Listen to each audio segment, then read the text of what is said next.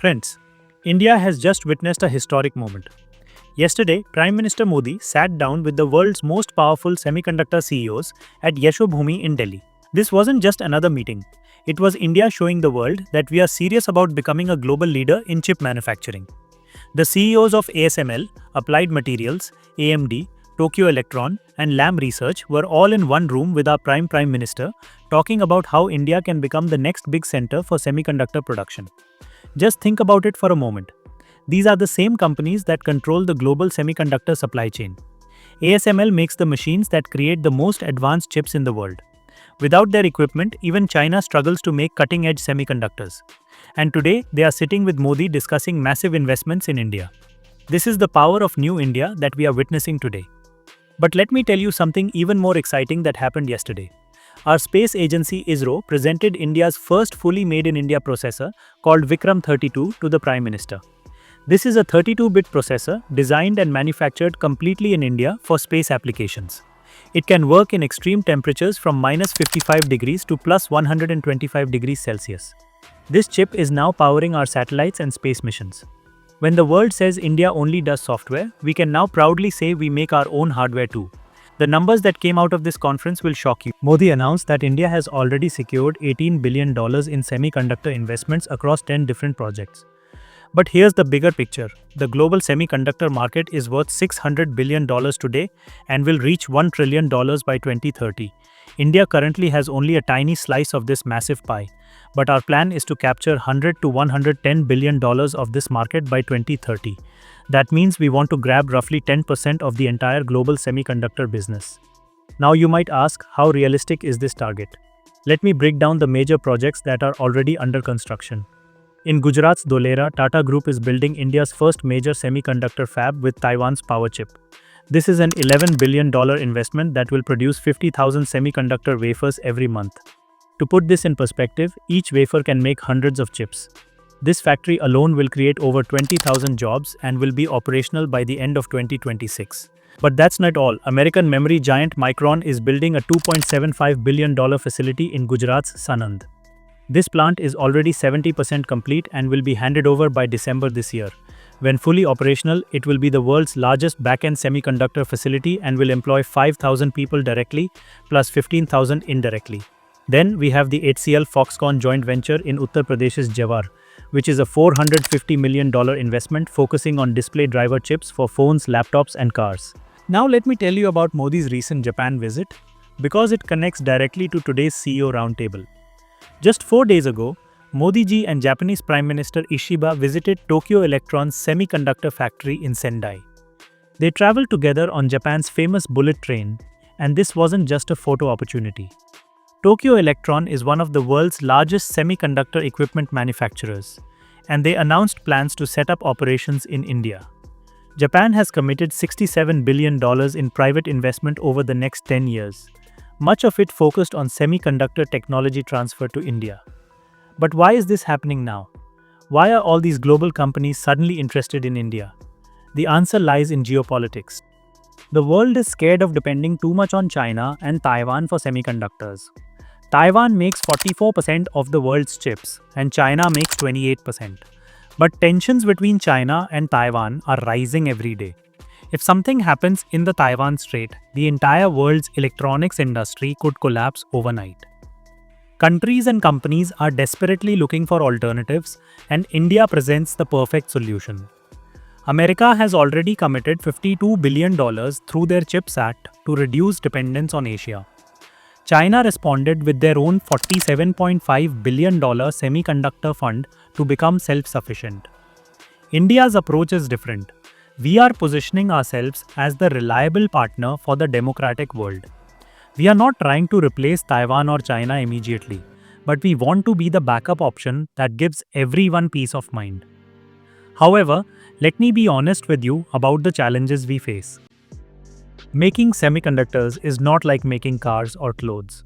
It requires extremely skilled engineers, perfect infrastructure, and years of experience. Right now, India has about 2.2 lakh semiconductor professionals, but we will need at least 5 lakh by 2030. That means we have a massive shortage of skilled workers. The government is running training programs, but this will take time.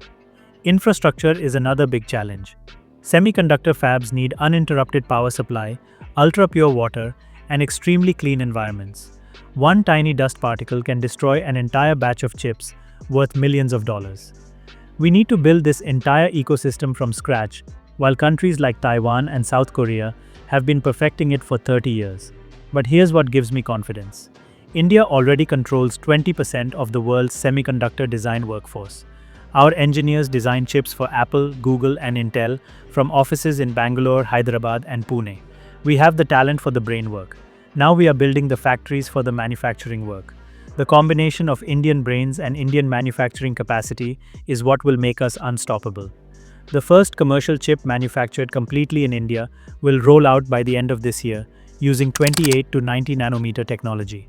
This might not be the most advanced technology. Taiwan and Korea can make 3 nanometer chips, but it's perfect for cars, trains, power grids, and telecommunications. And guess what? 60% of global chip demand is exactly for these applications. Let me paint you a picture of what success looks like. By 2030, when anyone buys a car in Germany, the chip controlling its engine might be made in Gujarat. When someone in America turns on their air conditioner, the power management chip could be from Uttar Pradesh. When a farmer in Africa uses a smartphone, its display driver chip might be manufactured in Tamil Nadu. This is the vision. Designed in India, made in India, trusted by the world. The ripple effects will be massive. Each semiconductor job creates 4 to 5 additional jobs in the ecosystem. We are talking about millions of new high-paying jobs for our youth. We are talking about reducing our $240 billion electronics import bill. We are talking about India becoming a key player in the fourth industrial revolution, powered by artificial intelligence, 5G networks, and Internet of Things. Critics say India is starting too late, that we missed the bus. But I disagree. The semiconductor industry is going through a massive transformation. Old supply chains are breaking down due to geopolitical tensions. New technologies like artificial intelligence and electric vehicles need different types of chips. This disruption creates opportunities for newcomers like India to establish themselves. Today's CEO roundtable is not just about business deals. It's about India's strategic positioning in a multipolar world. When American companies invest in India, they are betting on our democracy and rule of law. When Japanese companies transfer technology to us, they see us as a trusted partner against authoritarian regimes. When European companies choose India over China, they are making a statement about values and reliability. The semiconductor industry is becoming the new oil of the 21st century. Just like oil determined global power in the 20th century, semiconductors will determine who leads in the 21st century. China understands this, which is why they are investing hundreds of billions. America understands this, which is why they are reshoring chip manufacturing. Europe understands this, which is why they are launching their own chip strategy. India cannot afford to be left behind in this race. We have the human capital, we have the market size, we have the political stability, and now we have the government commitment.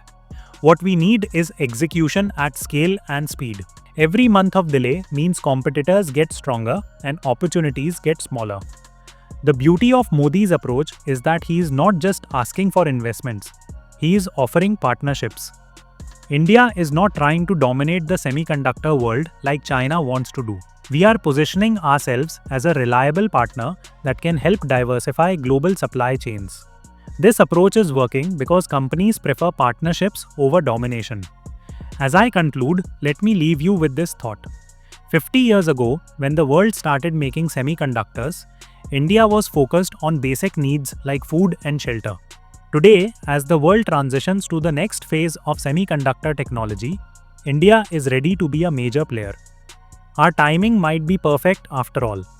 The question is not whether India will succeed in semiconductors, but how big our success will be and how quickly we can achieve it. Today's CEO roundtable with Modi ji is just the beginning of this exciting journey.